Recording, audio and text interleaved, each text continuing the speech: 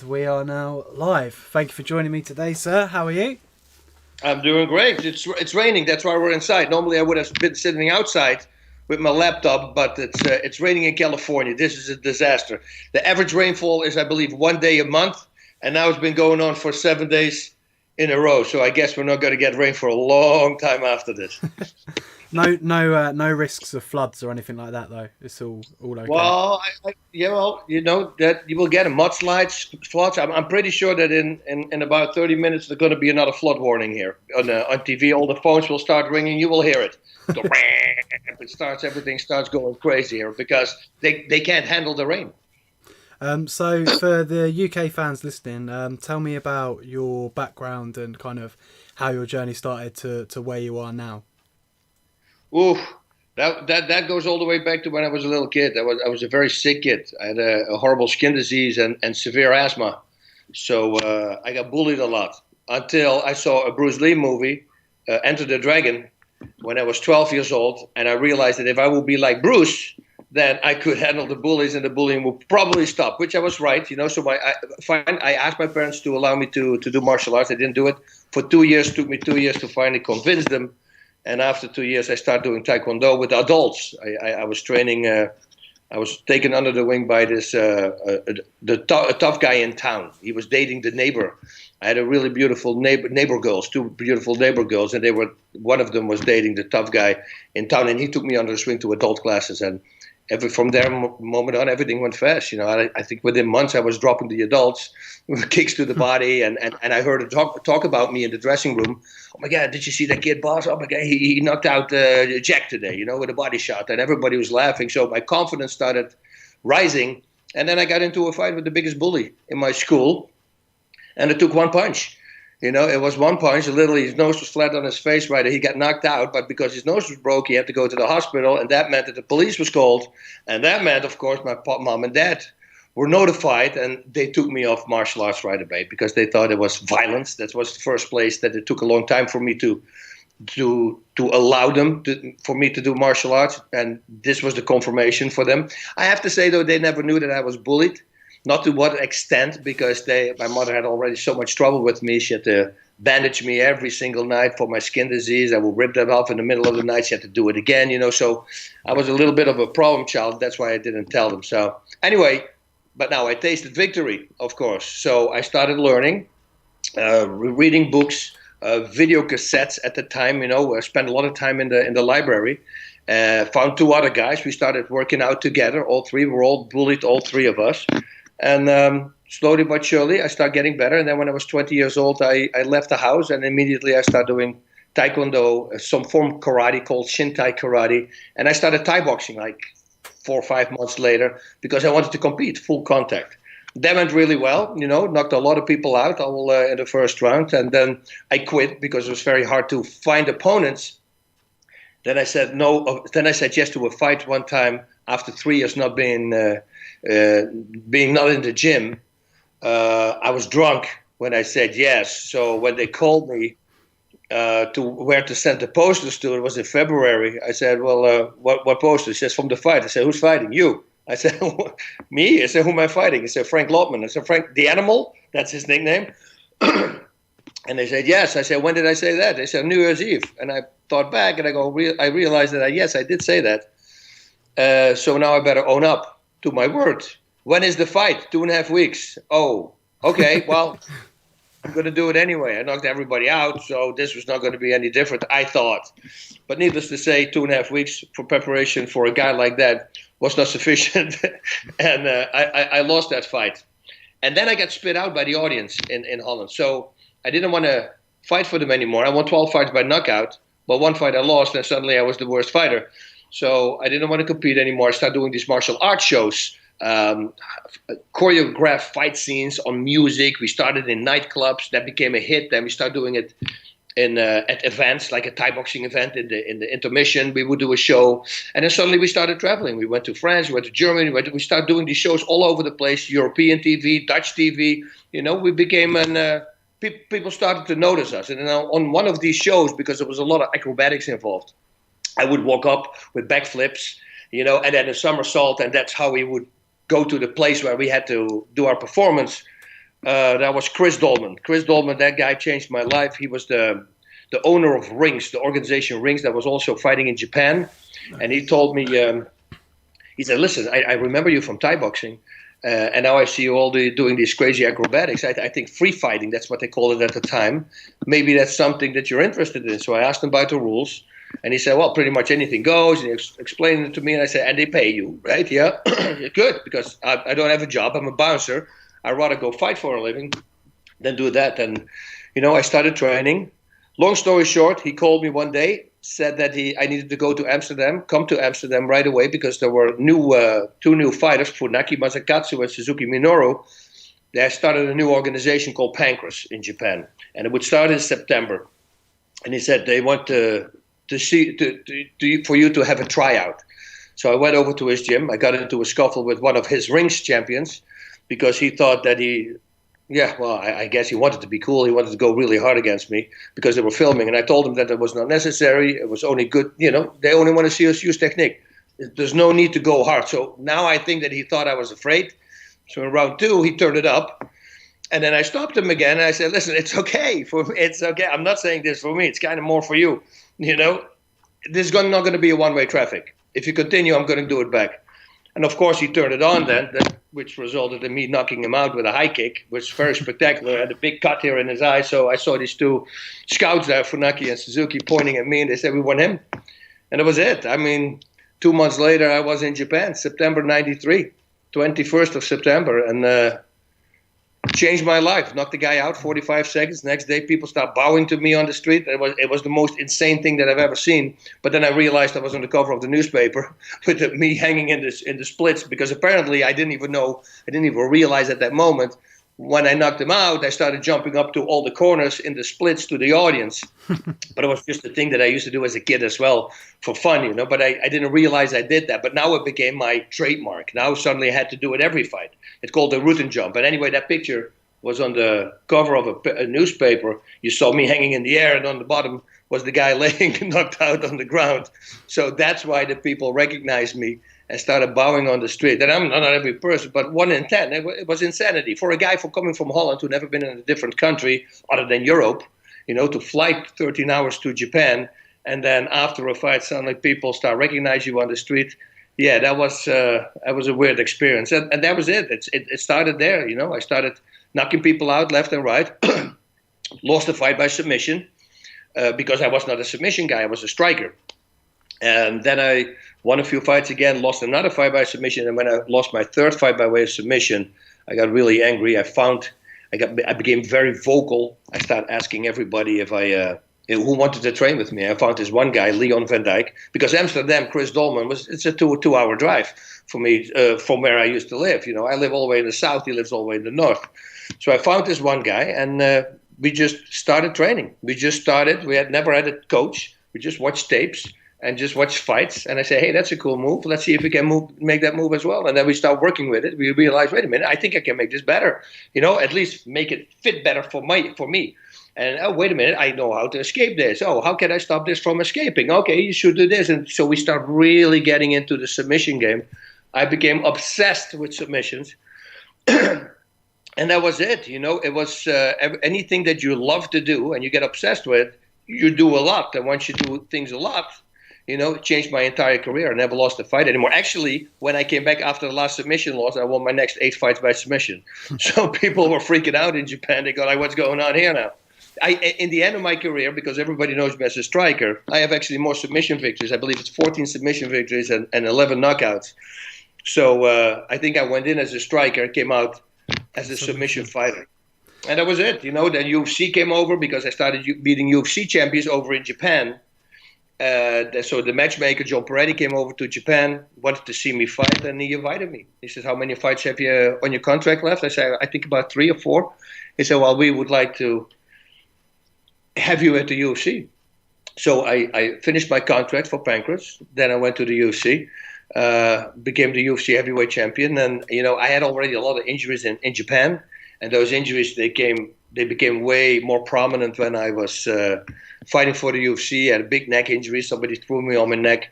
So anyway, it was time for me to retire. And it was a shame because I wanted to be the first guy who had 2 belts in 2 different weight classes. There was only 2 weight classes at the time. It was 200 pounds and under, 200 pounds and over. So I went down to light heavyweight. That's what they called it, heavyweight and light heavyweight. Wanted to fight Frank Shamrock because he was the champion there. Frank gave up his title. Then it became Tito Ortiz. So I said, okay, I'll fight Tito. Then Frank heard about that. And he said, no. I fight Tito. And if I beat Tito, I will fight Bas. So, okay, then that was set up. But then after he fought Tito, maybe he had some injuries, he retired. So I never had the chance. And then I thought, you know what? That was the only spark that I had left to try to go through these injuries again. So I stopped. I retired. 7 years later, though, they asked me if I wanted to fight. And we were living in a house. I was looking for a house with a pool. And they offered me a whole bunch of money. So I go, yeah, why not? I was drinking heavy at the time. And I knew that if I would take the fight, I would automatically stop that. I had to stop drinking. So I stopped that, took the fight. All the injuries came back. I won the fight. I stopped him in the first round with low kicks. That was really nice because I never won a fight with low kicks before. So I could put that as a check mark on my list of crazy victories. And that was it. Bas was done. And then I started streaming over into TV, business, movies, all that kind of stuff. So that's pretty much everything in a nutshell. How do you think the UFC's changed from when you were first in there to now? Like, is it better, or do you think the competitions are a lot more difficult? Do you think the levels have changed? How do you think you would compete nowadays as well, if a young you was in the UFC now? Well, you know, they always say you're only as good as your training partners, right? Yeah. I had one. And that guy never submitted me ever. So I was only dominating him. So that means that if I can do that with one guy who I can beat all the time, you know, I would love to be in a group where people actually put pressure on me, you know, because then I start excelling again. I start getting better and better. So I believe that a young Bas in this day and age with a good group of fighters and trainers, yeah, I think I would do great. But this Bas right now going in against the fighters that there are now, I'm going to get slaughtered. I mean, I didn't train a long time. I have 4 neck surgeries. Look, my whole arm, you see a whole hole here. Yeah. You see it's all atrophied. So I have about 35% power in this arm compared to the left. So, but I'm still rehabbing from that injury. It's already like 8 years ago now. But yeah, I think that the level right now is super high. The reason I won at the time was because I was good on the ground and good on my feet. I was never a good wrestler, but it didn't really matter because if they would take me down, I would submit them. That was the greatest stat that the UFC, when I got inducted into the UFC Hall of Fame, they had stat. They said he won 14 fights by submission, yet he never took anybody down. So that was kind of cool. That meant that if they took me down, I would reverse them and I go for a submission on them. So yeah, right now, I think the level and the weight classes and everything that they did with fighting is the way it's supposed to be. You know, people can say whatever they want. Oh, we fought at times when size didn't matter. Size does matter. We fought at times that we had 265-pound guys who were not black belts in jiu-jitsu. Now, if you face a guy who's 265, who's probably cutting down from 285, and you're like 210 pounds, you're going to have a problem. You're going to have that monster on top of you with a black belt on top of it. It's a big thing. So, yeah, weight classes. I was very happy to hear that there came weight classes. Also, the rules. I like pretty much everything about the modern fighting, the modern mixed martial arts rule. And I think the fighters are just insanely good. Yeah. I mean, the only criticism I had with the kind of having to see a lot of people have with the UFC is the sort of belt ranking system at the moment where you've got like 1 and 2 fighting, but then the championship, the person with the belt will like fight number 5. Like, you've got that Khabib, Tony Ferguson, Dustin Poirier, Conor McGregor situation going on, and it's kind of like, how do they sort that out? Do you know what I mean? It's a nice situation to be in because you've got 4 great fighters, but at the same time, it's kind of like someone's going to get overlooked, you know?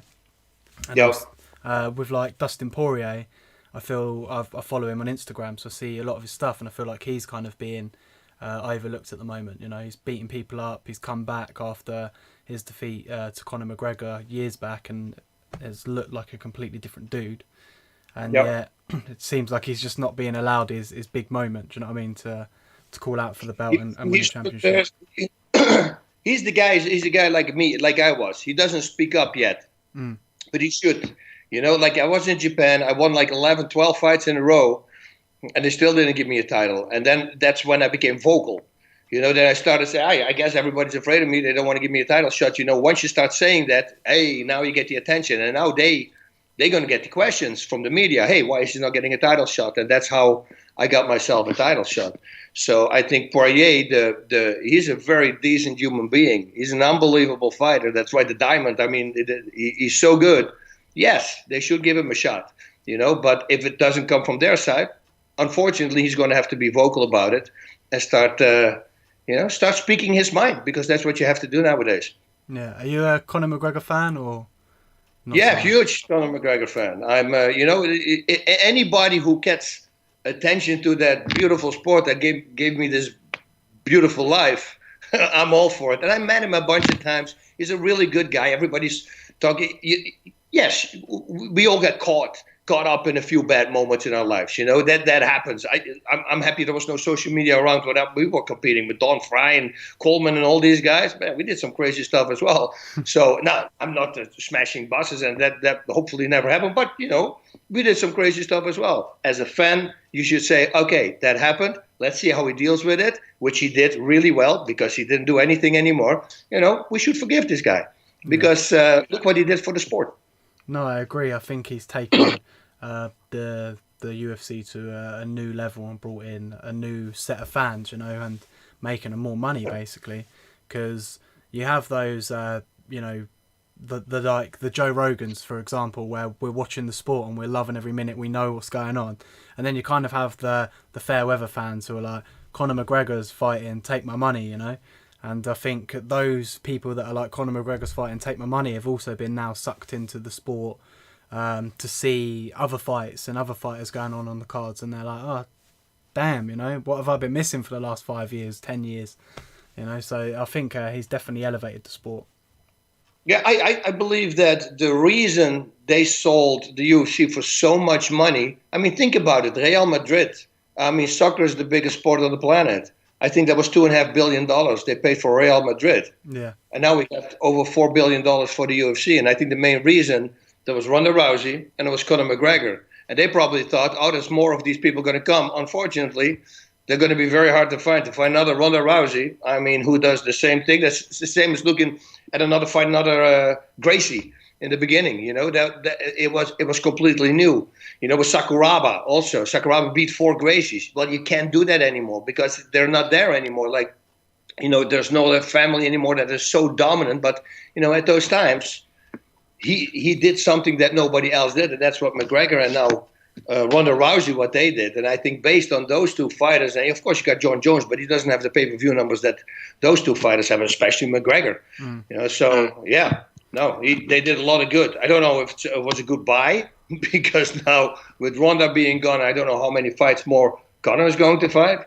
But eventually, yeah, they will get their money back. But it's going to take a little bit longer now than anticipated, I think so. Yeah. What do you think about the John Jones situation with the PEDs in his system? And obviously his last card had to be moved because they found small traces. And I think Scott Coker from Bellator said something along the lines of like, if he's got something in his system, he shouldn't be fighting. And I'm kind of, I don't know, on that one. Yeah, well, they say the same thing. I had my friends were saying the same thing. It's in the system. He did something illegal. Yes, it was a long time ago. Yes, it probably doesn't help him now anymore because it's like a minute. They were talking about a grain of rice and that 1 million pieces and that's the amount or something. But it was still in the system, so maybe you should wait till it's completely out. Now, if it doesn't do anything anymore for him, physical-wise, then I can understand that situation. But, just to be caught in the first place. This is a guy with that much talent. He doesn't need anything. Trust me. Yeah. He's just an unbelievable specimen. I mean, it's mad, isn't it? Maybe it's a mental thing for him, or was a mental thing for him. Like, because he was, he's great. His physique's impeccable, talent, quality, but maybe he needed that mental edge where he's like, I need to take something to make sure I definitely win, that fear of failure almost. It is an insecurity. They can say he can jump high as low as he wants. That doesn't matter. He's insecure about himself. He is. It's got to be, because otherwise you wouldn't take that. Yeah. I never had that. I knew I was physically strong. I never took any PEDs because it was an inertia. I started fighting at 28 at mixed martial arts. And if I at 28 and then up don't need it, why are guys at 20, between 20 and 25 are needing it? You don't need it. You know, it's a simple thing. And also, how do you want to look at yourself in the mirror? You're standing there with your belt, looking at your mirror, but you know you cheated. I mean, let's be honest. You know, if you took that stuff, you cheated. So, you know, and we will never know if that's for him and that's for God to realize what is the truth right there. But I wouldn't like it. I wouldn't like it if I would have been caught with that and then become a champion. I don't think if you get caught with steroids, with PEDs, whatever it is, you become a champ. To me, you're not a real champ. No, I agree. What did you do to your arm then? What happened with that injury? How did that happen? That was actually in a TV show, a fight scene for a TV show. And it was a really stupid little scene that I jumped on his back and we needed to find a way for me to fall off. So I said, okay, what about this? I jump on top, I grab his neck, but I don't put the hooks in. And because I don't put the hooks in, he raises his butt, I slide off, I spike myself on the ground, I'm dizzy, then he hits me in the throat because I was fighting the lead actor. And the lead actor already said, the script said that he was going to knock me out. He says, it's Bas Rutten, I cannot just knock him out. We got to do something, come up with something. Maybe I'm lucky with something. And so that we came up with that scenario. And dumb me, it came from me. I slide off, I spike myself, and then I will be dizzy, and you hit me in the throat, and then I'll go down. But we cannot do this a lot of times because it's very. I shouldn't spike myself, you know, idiot. And then that was it, you know. And I didn't even realize it until like 2 months later when I couldn't lift my carry-on luggage anymore, which freaked me out because I thought I lost all my power. So when I grabbed the luggage, I couldn't lift it up.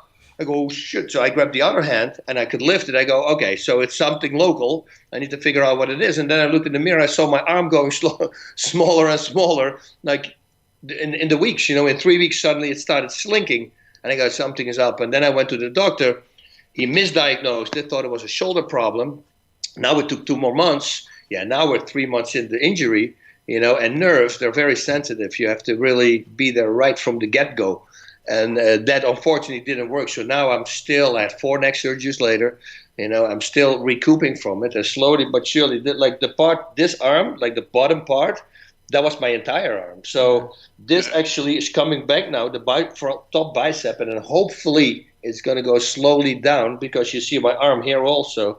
It's just gone. But, you know, I couldn't snap my fingers for 4 or 5 years. Wow. I couldn't hold a phone. I couldn't do anything. Couldn't brush my teeth. That's how much power I had. Couldn't put pressure on my teeth.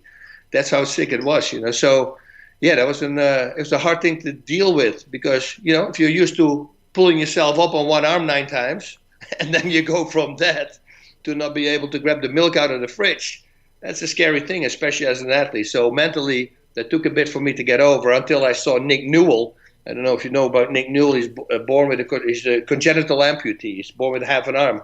Okay. Unbelievable mixed martial artist. He's got 2 belts in smaller organizations. Now he's going to the UFC. I mean, this guy, and he's submitting people. He's stopping people. So it's not like from his, let's say, 14 wins, he had probably 12 stoppages. So it's not a guy who just wins. No, he dominates. And when I saw him fight, I go, man, I'm complaining. I still have a hand, you know, and thankfully I can grab with it. He doesn't even have a hand. So I shouldn't be complaining. And that really made it better for me, gave me peace of mind. What's your rehab process like for that then at the moment? Like, what are you doing to rehab your arm? You know, it's just constantly firing it, you know, with little weights. I got 5 weight, 7 weight, 10 pounds weights, and just do constantly sparking it, and hopefully it starts reconnecting. It is somewhere blocked. I have the feeling in my shoulder, which I've been saying to all the surgeons, but, you know, it's been such a long time ago, they can't figure out where it is blocked. It's very hard to find out. So that's the only thing I'm doing. I got a power plate now at my gym, that machine where I use a lot of vibration to see if I can loosen it up like that. Like yesterday I went there and started stretching with the power plate because that loosens everything up, and then hopefully it jumps free one day because it's not dead. You know, it's still working. So if it would be dead, yeah, then the arm goes. But it's still going, and I still have the strength is going up. Like I can do 8 reps with 20 pounds, you know, and if people go like, that's nothing. I go, yeah, but I couldn't do 3 pounds, That's how it started. So if you look slowly but surely, it's still going up in a curve. I just don't think that these muscles are going to come back. I have the feeling that that's pretty much going to be gone. I'm going to have to live with that. So what got you? Was it just the bullying that got you into MMA, like mixed martial arts in the first place? Was that, or was it seeing Bruce Lee doing his thing, and then you was like, I'm going into it? Was it both of them, or was there something else in you that was like, I know I'm good at this, so I'm gonna keep going as well? That was it. I realized when I knocked the first bully out, it was one punch. And then with my other two other buddies who also were bullied, we made a list with all the guys who bullied us in our lives, and we went after these guys. And then we realized, wait a minute, it's actually pretty easy. These bullies, they really can't fight. I mean, we will drop them left and right. So yeah, once I felt that I had the niche for it, and I started competing in Thai boxing, and it worked out there. Until I lost the fight, but still, that was because I didn't prepare. If I would have prepared for 2.5 months, could have been a complete different outcome. So, that's how it started. And then once I learned the submissions, once I got obsessed with that, I realized that I'm actually good at this. I'm not just regular. I can do this really well now. And then started submitting people. Listen, after I learned the ground game, I never lost a fight. I didn't lose a fight in my last 22 fights.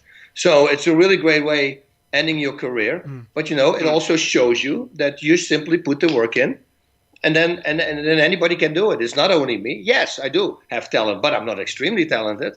And what about this? If you face a guy who's less talented, but he's at the same level, that means he had to train way harder than you did in order to get that level, to reach that level. And those guys are really hard to beat because they had to work really hard for it. They don't want to let it go. So there's always pluses and minuses with talent and having no talent.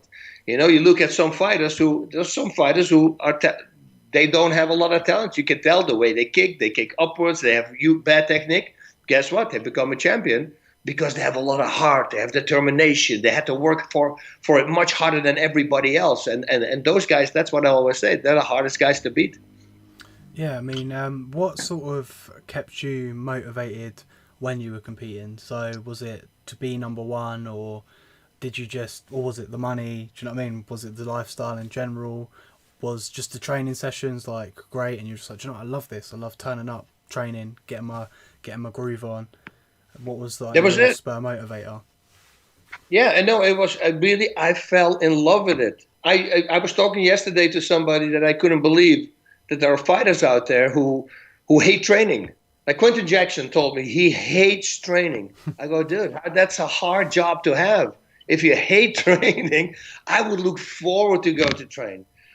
Listen, when I got obsessed with submissions, I would wake up in the middle of the night, would dream a submission, would wake up my wife, put her in that submission, ask her where it hurt. It's your shoulder, right? Okay, the mechanics. So I got it down. I would write it down, and I was looking forward to go to class and to start trying it out on other guys. So that's the thing with loving something. That's how I always say the same line. People go, yeah, my passion is to be a guitarist, and I want to be a Jimi Hendrix. Yeah, that's your passion. My passion is to be a great singer. Unfortunately, it's never going to happen because I don't have the voice for that. And it's the same with you. You don't have the talent for that. You got to follow what you love. Don't follow your passions. That's completely wrong. Follow what you love, because everything you love, you do with love, and that's why you do it a lot. If you look at school when you were young, all the subjects in school that you excelled at were subjects that you loved. All the things you suck at, you hated it. Math, I hated math. Don't need math.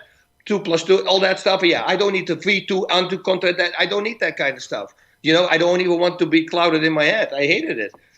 But history, I was really good at history or biology because I enjoyed doing those kind of things. And that's the same with fighting, and it's the same as everything else in life. So yeah, I fell in love with it. And I just loved everything about it. And then also going to Japan and meeting people and meeting fighters. I'm in this position that right now, if I have a flight, if they take care of my flight, I can pretty much go to any country now. I have so many friends in the mixed martial arts world around the planet that I can live with. If I go to Brazil, I'm pretty sure I call a guy and say, hey, can I stay with you a couple of days? That's not going to be a problem because I know everybody. So meeting people from different countries, who do the same thing as you, and there's such a camaraderie among those guys, the breakfast that we had in Japan, with all the fighters together. It's one big laugh fest. Everybody wakes up because of the jet lag. They're cracking jokes. It's just 6 o'clock in the morning. Everybody's having a great time. So, yeah, the whole thing, the camaraderie among the fighters, and just the training, the sport. I always want to be the best, and I always had that in everything. I did track and field at a high level, and I play cards with you. I want to win. That now I'm 53, almost 54 years old. I toned down a little bit with that because the competitive side, I need to let that go. But stupid things like walking a big stairs, I want to be the first guy on top. I still can't let that go. Yesterday, a friend of mine was walking, and I remember me putting my foot first on the top. We weren't even racing, but in my mind, I put my foot before him on top of the stairs. And I go, dude, you're still doing it. This is so crazy. It's very hard to let go. But if you're wired like that, always want to excel, well, you can translate that into everything else that you do in life. Look at the acting and look at, say, oh, you did such a great acting job. You have no clue what I did for that.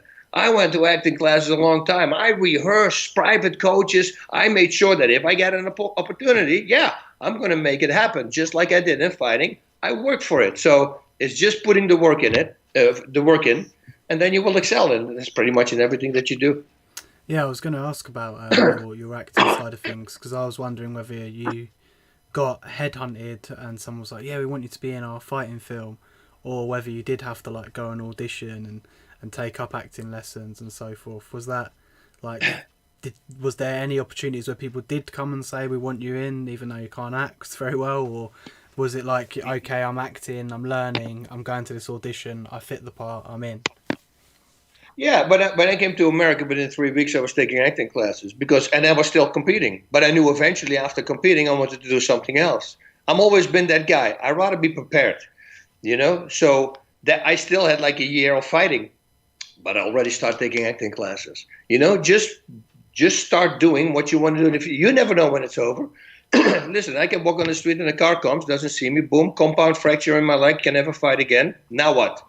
So if you didn't prepare a backup plan, then you're going to be in trouble. And thankfully, I always have done that in my life. It comes from my parents. They always let me work for everything. I had 5 jobs when I was 12 or 14 years old. A dishwasher, restocking groceries. I worked on the farm. I had 2 newspaper jobs. Working. But, you don't like it as a kid. But once you get old, I said this last time in an interview as well. I called my dad 5 years ago. That's when I was 48 or something. And I told him on Father's Day how much I enjoyed it that he had to let me work, that he let me work for what I wanted. For instance, if I wanted a stereo, they would give me the stereo, the amp, and they would give the tuner and everything else, but they wouldn't give me the speakers. You go make your money for your own speakers. Well, that sparks me. Of course you hate it at that moment, but now I realize it was the best gift they could ever give to me because I can do anything. I'm not shy for working. I can work 12, 16 hours a day. I don't care. Once I work, I want to work. So, but it translates to everything. So even if I lose a job right now, I can go sell cars if I want to. And I think I'm going to be really good at it because I'm good with people. I have great people skills. I know people. Hey, how you doing? Boom, boom, boom. And I think bartender, whatever, But it all stems from what my mom and dad did to me when I was a kid. If you want something, you have to work for it. No, that's very true. What are your future plans? What have you got lined up for you at the moment? What can we expect to see in the future? Well, I'm looking at it right now, so let me grab it real fast. I made this thing. I made this little device. I just did it actually, 31. I do it every day, and I post it on a special Facebook site so other people who bought this thing. It's an auto trainer. This thing trains your lungs, and it cured me from my asthma, in 3 weeks. Sent it to a friend of mine in Holland who had asthma, 8 days, gone. He's selling it in Europe right now. So, and then if it is good for asthma patients, you can only imagine what it does for athletes, right? It gives you bigger lungs, stronger lungs. It uses the outside muscles of your core, and that's how you breathe. A lot of people think that you breathe with using your lungs, but it's not. It's between the lungs and the body. There's a vacuum, so to say. And if you expand your chest, that's how you open your lungs. That's literally the way it is, expanding your chest. So with this, you can expand it more. You can pull it out because you use the outside muscle. It's breathing in with resistance. Now, I was sick as a kid. I was doing decathlon. I wanted to be, believe it or not, the next Bruce Jenner because he was the gold medalist in '76, and he was the man for me. And I was really good at everything that I did, except of course the 1500 meters because of my asthma. But every time I had an asthma attack, because I used to have asthma all day, but every 6 weeks or so I would be a week in bed, 8 days in bed, not able to eat or do anything because I was laying like that 24/7 for 7, 8 days straight. But then when I would resume my track and field, I would break my running times every time. And it blew my mind. I go, why is this? Until I went to the doctor's office and I saw a drawing of a pair of lungs on the wall in a frame. And that's when I realized that the lung infection is not in your lungs. It's in the air pipes that go to the lungs. And they showed an infected air pipe and they showed a healthy one next to each other. And I go, oh, that was alive. I was 14 years old. Boom, I got it. I've been working out my lungs. I've been pulling air in through an infected area. So that cost a lot of power. I made it stronger so then when the infection is gone, now suddenly I'm much stronger breathing in. That's the reason I'm breaking my running times. So that always stayed in my mind. I start training with coins with holes in them in front of my teeth. I try to breathe through the hole, but it's of course very dangerous because if you breathe in and the thing gets in your lung, well, you're dead. So you have to watch out. But it was always an invention that I wanted to make, the Ruttenizer. That was the original name of it. And then many years later, like 7 years later, I decided to make it because everybody told me, dude, that's a really good idea. You got to make this thing. And I made it. There was no patent for it, so I got the patent. And now we realize now we're curing asthma. And now we're finding out that Usain Bolt, 3 other gold medalists, all are doing the same training. And I got in contact with that, with the scientist who trains them. And now he gave me these published medical journals. What means that it's 100% proven what it does for you. So, from something that gave me so much aggravation when I was a kid, I came up and made this invention. So that's a big focus right now is on the O2 trainer, making sure that it gets out there and people know what it actually can do for you. And it's working well for singers, for horn instrument players, yoga, divers, everything. Stix Severensen, I'm going to have a meeting with him tomorrow. He's a guy from Denmark. He's the world record holder holding his breath. This guy is insanity. 22 minutes, holds his breath. What he also does, he goes to, let's say, Alaska, whatever it is. He sits on the ice in his Speedos. He's warming himself up and meditating. They cut a hole in the ice, and they cut a hole like 90 meters further away, so like 100 yards. They cut another hole in the ice. He literally goes in the water, he swims underwater to the other hole, and then he comes out, sits on the ice, and then he meditates himself warm again. Wow. So I can't wait to meet this guy because he just emailed me. He says, I'm here, I'm free today and tomorrow, so tomorrow we're going to meet up. But that's the cool thing because now I got all these connections, you see, but it all came because of fighting. Because I'm fighting, I train special forces, elite special forces, and the elite special forces guy actually set me up with Stix Severensen. So you see, it's all connections, but it started with martial arts. I think that's a good sort of message to people out there as well, is that sort of everything you do in your life later on will have or show some sort of meaning. So you started with martial arts, but you built connections there, and then sort of now you're going to be releasing, is it the O2 trainer, is that what you call it? Yeah, O2 trainer, yeah. You're going to be releasing that, and then the connections you made then are now helping you now in the sense of growing. You can fly wherever you want, meet people, stay there. It's all covered for you. It must be quite a nice feeling, I think. It is. It's insanity. Now I found something that cures asthma. Now I'm already talked to an FDA guy.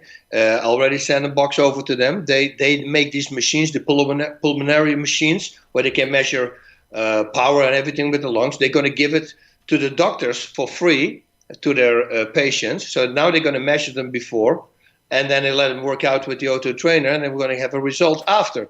So once that is going to be done, I'm going to have the medical backup to show the people what it does. I think that could be very interesting. Just the fact that Usain Bolt and 3 other gold medalists also are doing it, I think that already speaks volumes. So yeah, it's amazing that something that was your Achilles heel became your biggest strength.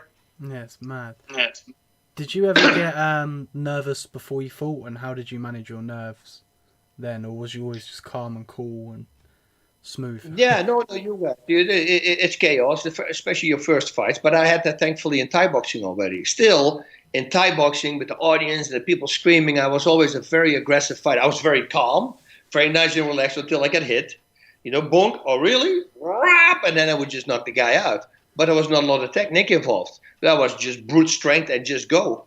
And once I went to Japan, that's when I really started to calm down. Now, when I would be nervous, I'm a really good self-motivator. And you can only, of course, do that with truth, because otherwise it won't work. But if you really break a fight down, there's not a lot you have to be worried about. I mean, I think a motocross guy who takes a hill and makes 3 backflips, I think that's way more dangerous than fighting is. So many things can go wrong. With us, well, my guy that I'm fighting is right in front of me. As long as I keep my eyes on him, I should be fine, because I train for it every day, 2 times or 3 times a day, in order to stop his attack. So, once you start talking to yourself like that, what's the worst thing that can happen? You get knocked out? Well, apparently you're not going to feel that. That's what they say. You're going to wake up and they go, what hit me? Okay, so what is worse? Worse is getting completely dominated. Like the guy gets an armbar on you, and then just before you want to tap, he lets you go, and he says, no, let's get back up and let's do it again. Boom, and he hits you down, and it goes for a leg lock. And then just before you want to tap, he lets you go. But that also will never happen in real life. So if you simply break it down to yourself, and you know that at the moment the bell goes, boom, that calmness comes over you, well, you simply focus on that moment. So if nerves would creep up, I would simply think, dude, you know that when the bell goes, you're in the zone. It's always like that. And so just trust that, and once I started trusting that, then you're not nervous anymore. But you can only do it, of course, with truth. Because if you start lying to yourself, well, you're lying. So it's not going to work like that. So do you think your mindset just stems from your parents and what they've done, or have you also worked on your mindset as well? Do you know what I mean? Was it like, has it always been ingrained in you, or have there been moments where you've gone through like really tough times and thought, oh man, I need to work on myself, I need to pick myself back up? I used to live in the attic. And if I say attic, they think it's a small, no, that was the biggest room in the house. That's why I wanted to live there. But there was no restroom on that floor. There was the top floor. There was a restroom one floor down. If I had an asthma attack for 7 or 8 days, well, go to the restroom. That's a half-hour minimum mission to just go down the stairs, to take a pee, and then to go back up. Going back up, that's literally taking 2 steps, sitting down, recouping for like 3-4 minutes, take 2 steps again, backwards, sit down again, So once you're used to that, plugging through that kind of stuff every single day, like 8 days in a row, and you're used to still do things while you're incredibly sick, I think that helped me a lot in fighting as well. Because now I know I have to push through. There was a necessity because I had to. Otherwise, I had to do in the ground or I had to bucket, But no, I wanted to go to the restroom. Okay, that's it's going to be a journey. I'm going to have to go down. And you had to be really tough for that. And I think that really set me up. Also the itching, the crushing of the skin disease, the bullying, all the things that happened to me as a kid actually made me perfect to become a fighter, I think. It's mad because, like, obviously we sometimes as like human beings don't necessarily notice that the negative influences that we're having can actually produce that positive mindset and that will and that strength that we do need to excel in anything that we do in life, those dark days or whatever. So it's kind of how to explain it, it's like people should look at sometimes, see those negative moments and think, do you know what, this is helping me build a bit of character, and this is going to be what helps me excel in the future and later on in life. Everything in life, we're all directed there by God, right? I'm a big believer, and I truly believe that everything He puts you in front of you is for you to overcome that, to become a better person. Now, there's people who, are weak, and especially nowadays, there's a lot of weak people because everything is online. There's not real manual work anymore, not like in the early days. Now it's like, I want to invent an app. I want to be the next billionaire. This is what they do. So a lot of these kids are on the phones, are overweight. Here in America right now, I just read stats that 71% of the between 17 and 24-year-old guys we have here in America, 71% would not pass the test to go in the military right now. Wow. That's how sad it is. And it's all around the world. Everybody's getting bigger, bigger, bigger because we don't do anything anymore. Everybody's sitting in front of the computer. The whole world is right here while we're talking. Look, this thing that you and I doing right now, that wouldn't have been possible. We would have to meet in person, many years ago. Not anymore. The world became one on your computer. And it's very interesting. But, you always look, we are wired to find the path of least resistance. If they never really want to work for it. Like if I have a hot phone call to make, and where I have to fire somebody or something to do, it will be the first thing I do on the day. Because if I postpone it, everything that I don't like, I do it immediately. My rule is do everything that you can do now. Don't postpone it, because you never know what's going to happen in the future. If I want to do it tomorrow, maybe tomorrow my kids are going to be sick and I have all day long in the hospital, whatever it is. There's always something that come in between. So once you train yourself to just take care of the problem immediately, you get used to it. It becomes a habit. And once it becomes a habit, it's much easier to deal with. But people want to stay away from that because, I don't want to do it. I don't want to do it. And the more you put it off, the weaker your habit becomes. And then it's a weak habit. It's not working. You got to break it. You got to do it. And that's it. And then hold yourself to it. And once you develop the habit, keep doing it. Because as easy as that habit comes, as you can lose it that easy as well. You don't do it 3 days in a row. It's like the auto trainer. I do it every day. And I post about it so that people can see it. And yes, I miss a day here and there, but I might have missed 15 days now since last year, May. So it's a pretty high thing. So yes, I may lose because I'm traveling. Maybe I flew to Greece, and on the way I'm not going to do it in a plane when everybody's looking. I'm doing this crazy exercise. People look at me I'm crazy. So I miss that day, and I don't. It's not a big deal for me. But I make sure that the next day in the morning I wake up with my jet lag. First, I'm going to do the auto trainer again. It's just the thing that I program myself to do. It's like working out. I have this workout. This is an audio workout. It's called the Bas Rutten MMA workout. Disc 3 from that workout is an extremely hard workout. I have professional fighters come in. We used to do this as a warm-up. 5 rounds of 3 minutes, and the minute break, we would kettlebell swings or push-ups. So there's no rest. It's a 20-minute. That's a warm-up. So when is your fight? 2 weeks? I wouldn't fight if I were you. You're not in shape. Because, but this is a crazy workout. Yeah, that was for us too. But guess what? You keep doing it. The first time it's 2 rounds, and it becomes 3 rounds, it goes 4 rounds, and suddenly it's 5 rounds. It's just doing it because your body will adapt. And it's not only me, my whole team. Everybody did the 20-minute workout. So it's not like me, I'm genetically crazy and I can do it only. No, everybody could do it. It's just putting the work in. But if you don't put the work in, nothing is going to happen. So it's either you change what you're doing or you never become what you want to become. Interesting. Really interesting conversation we've had. I've run out of questions for you. Is there anything you'd like to add in to say in the conversation? Is there anything you'd like to add or say to the people listening? No, yeah, that's pretty much the last thing that I said. You can do a lot. People don't realize what you can do. If you have guys like Stig that I was just talking about, sitting on the ice, swimming under the ice 100 meters, come out of another hole, sits on top of it, and he's meditating, and he gets warm again.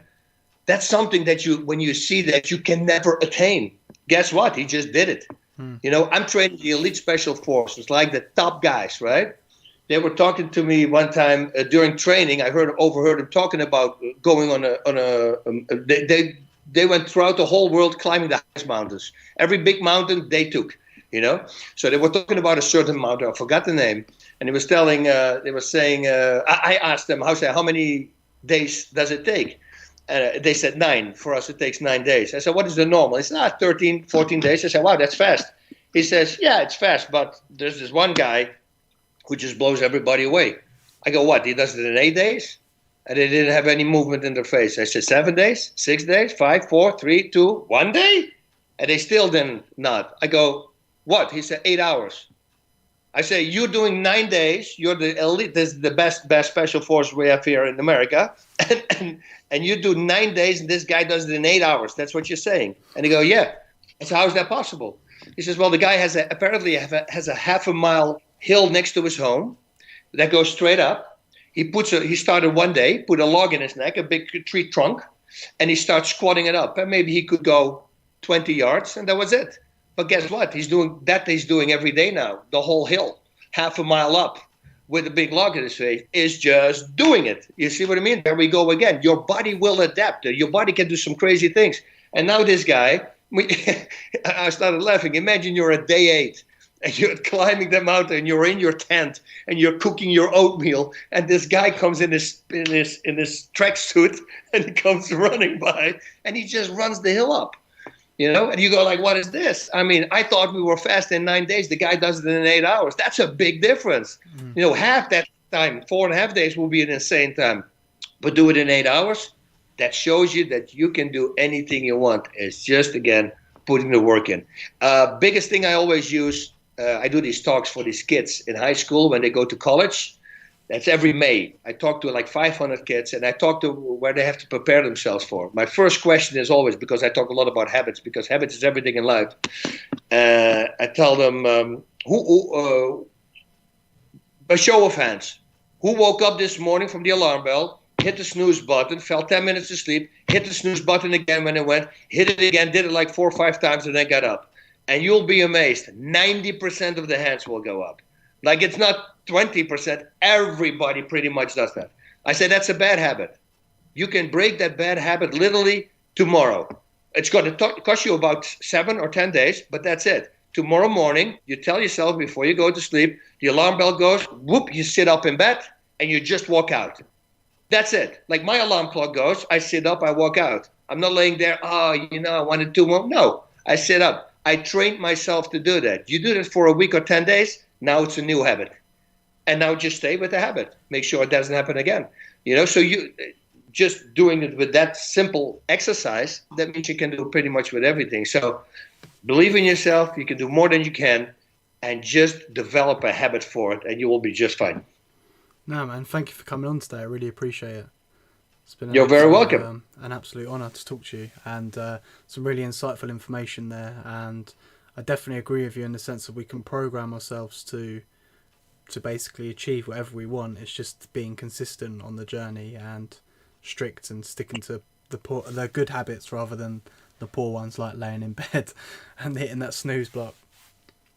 Yeah, 2 books I would say. Get The Alchemist from Paulo Coelho. That's a real good book. And The Greatest Salesman in the World, or World's Greatest Salesman, by Og Mandino.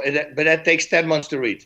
Guess what? But they told me it takes 10 months to read. I didn't want to do it, but I say, you know what? There's got to be something to it. If they sold 30, 40 million copies of that book, there's got to be power in that book. The Alchemist sold over 70 million. It's the most translated book next to the Bible on the planet. It's a reason, and if you see other people, big people, successful people reading it, read it. Trust me, it's a simple story about a sheep herder who goes on a journey to find his personal legend. That's the story. You go like, what is Bas saying? Trust me, just keep reading. Because once you read the story, it's a normal story, but then you realize you're starting to retrain your brain. That guy, Paulo Coelho, found such a great way to get in people's heads by using examples in ordinary day life. It's the best book. And then the Greatest Salesman in the World. It's a book about a salesman who's getting old now, and he feels that he's going to die and needs to find an apprentice, somebody who's going to follow him up, right? So he's found this one kid, and then he gives him the 10 scrolls, the scrolls to success, and that's why it's going to take you 10 months to read. So the book is literally this thin. It's a really thin book, but you have to read every chapter for a month. In the morning when you wake up, first thing, then during the day you find the time for yourself, you read it again, and then just before you go to sleep, you read it again 3 times a day. And what you realize is that within 15, 16, 17, 18 days, it's like a 5-minute read, so it's not a lot, so don't worry about it, but you memorized it. Like in 20 days, you can almost say it, you can do it out the top of your head. So it's programming your mind, you see. And one of those, I think chapter 1 or 2, is about habits, actually. And these are all things that we already know. When you go, yeah, I knew that. Yeah, but guess what? You're not living like that, But if you read it 3 times a day for a month straight, now suddenly you're retraining your brain. And that helped me a lot as well. I really want people to read that book as well. So The Alchemist and The Greatest Salesman in the World, you're going to be good. Cool, man. I'll end this here, and if you've got 2 minutes, I'll just chat with you off stream. Is that all right? Yep, sounds good. Cool. And if people want to find you or contact you, what's the best way? Well, right now it's Facebook, gewoon facebook.com/Bas Rutten. It's one S, by the way. It's not Bas, it's Bas. And then Instagram and Twitter are the same, Bas Rutten MMA. Now, don't expect a lot from me. I'm doing this 90-day challenge right now, and that means they strict me from everything. It's called Exodus 90. It's a Catholic thing that we're doing. You can only take cold showers. There's no more sodas. There's no more sweets. There's only 3 meals a day. You can't eat in between anymore. You can't watch TV. You can't watch movies. No sports. No internet. Or for your job like this, I'm allowed to do this because, it's also to promote myself. So that's okay. On the phone, the same thing, So I'm not a lot on the internet for the last 15, 16 days because I just started that. I still have 75 or 74 days to go now. So I'm not going to be a lot on there, but if there's a question that I read and it needs to be answered, for sure I do that. I'm not a big social media guy anyway, but most of the time what I'm doing is answering fans. They ask me a question, I just answer the fans. That's what I do. Posting, I don't do a lot of posts, but here and there, yeah, I'll put something on. Cool.